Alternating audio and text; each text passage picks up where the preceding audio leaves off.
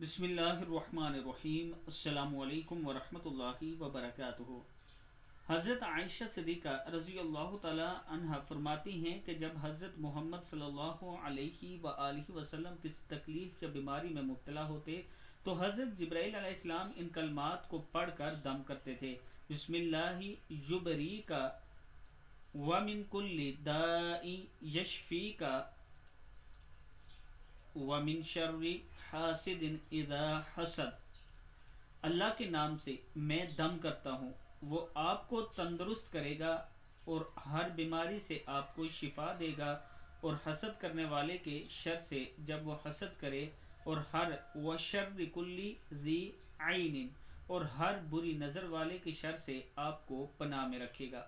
مسلم کی حدیث ہے، دعا پھر سن لیں: بسم اللہ یبریکا ومن کل داء یشفیکا ومن شر حاسد اذا حسد وشر کل ذی عین یا عین۔